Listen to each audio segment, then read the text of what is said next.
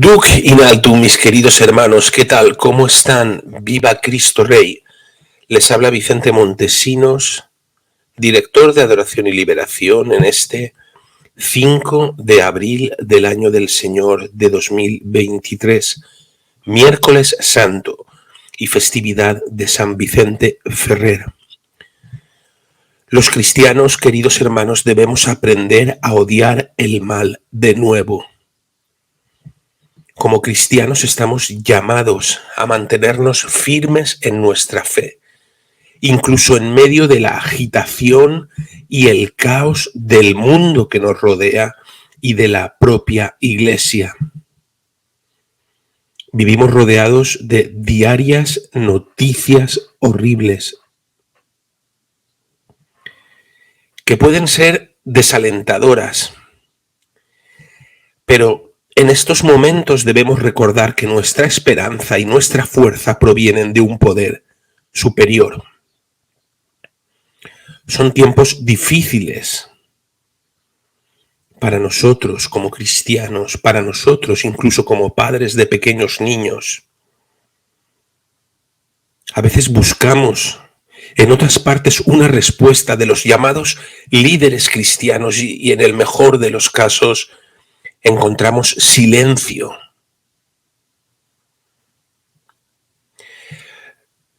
Los verdaderos católicos estamos llamados a responder a la tragedia con compasión, con empatía, con amor, sí, pero ¿qué sucede cuando esta tragedia está siendo celebrada por los medios convencionales, por la cultura, por nuestros propios gobiernos e incluso por nuestros hermanos en la fe, nuestros amigos y hasta nuestros familiares?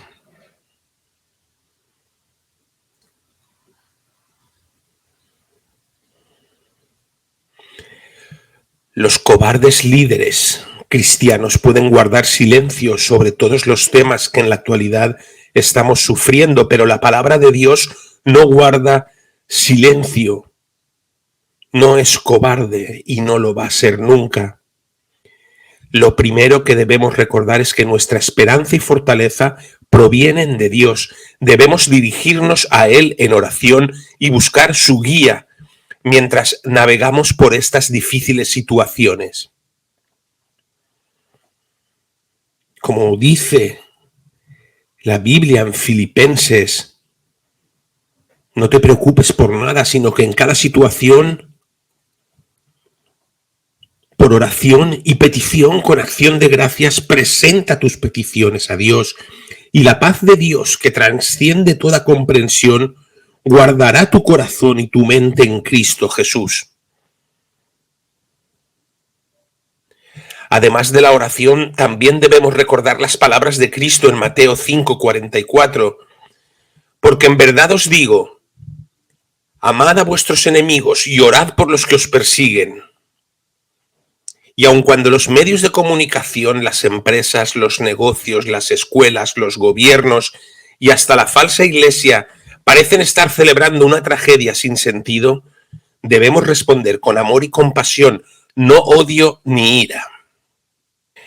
Pero también debemos tomar, hermanos, medidas para hacer frente a la injusticia que celebran los impíos. Y esto puede significar hablar en contra de la narrativa general, apoyar a los apostolados que están trabajando de verdad para lograr cambios.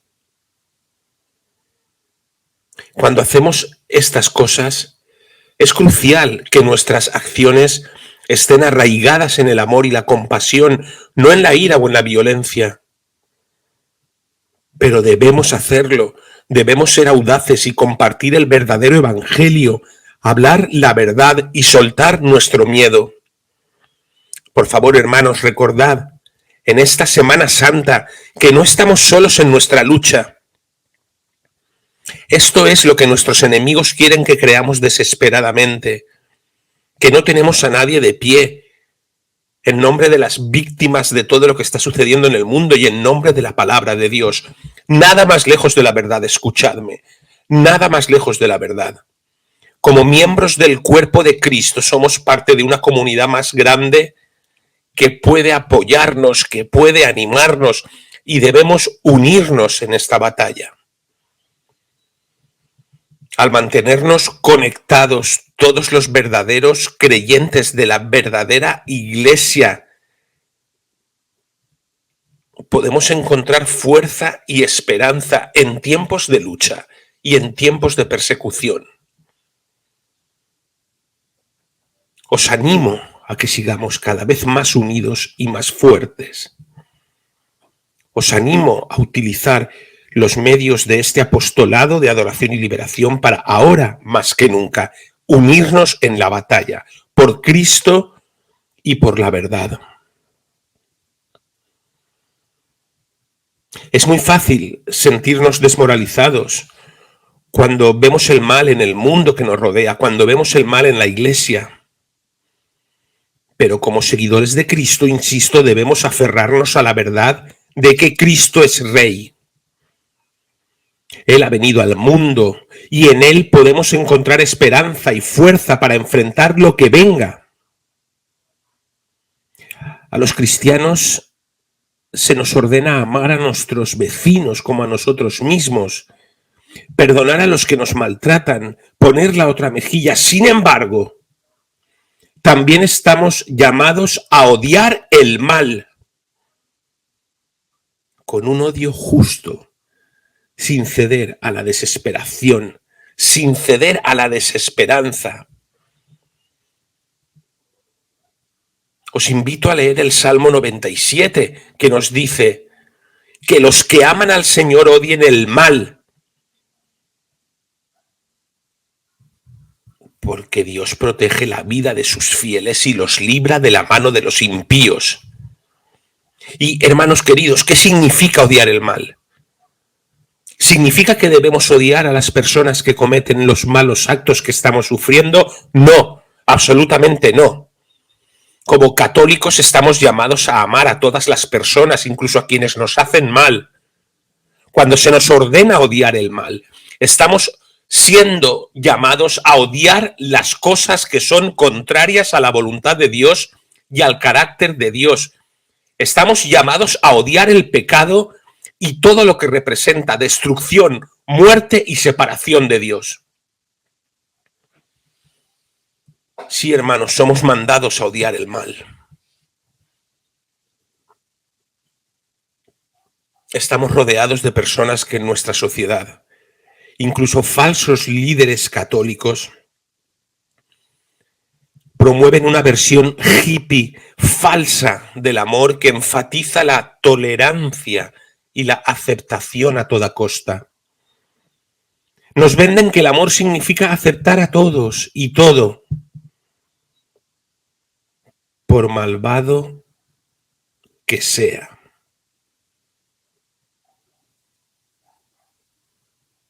Sin embargo, este punto de vista no es bíblico y no refleja la verdadera naturaleza de Dios. El temor del Señor es un respeto sano y la reverencia por Dios nos lleva a odiar lo que Él odia. Dios es a menudo retratado en nuestra cultura como plenamente enfocado en el amor y la gracia. Pero, hermanos, la Biblia nos enseña que hay cosas que Dios odia. Y si esto puede ser difícil de comprender para algunos, es importante entender que el odio de Dios no es arbitrario ni caprichoso, porque se basa en su naturaleza perfecta y su deseo de que por nuestra salvación vivamos según su voluntad. Así es que entendedme bien. Mientras Dios nos ama incondicionalmente, Él odia el pecado que nos separa de Él. Y el pecado es cualquier cosa que va en contra de la voluntad de Dios. Y es algo que debemos esforzarnos por evitar. Cuando pecamos nos rebelamos contra Dios y su plan para nuestras vidas. Así es que, escuchadme, debemos esforzarnos por evitar las cosas que Dios odia y vivir vidas que le agradecen constantemente. Debemos tratar de amar lo que Dios ama y odiar lo que Dios odia. Y al hacerlo, estaremos viviendo en obediencia a su voluntad.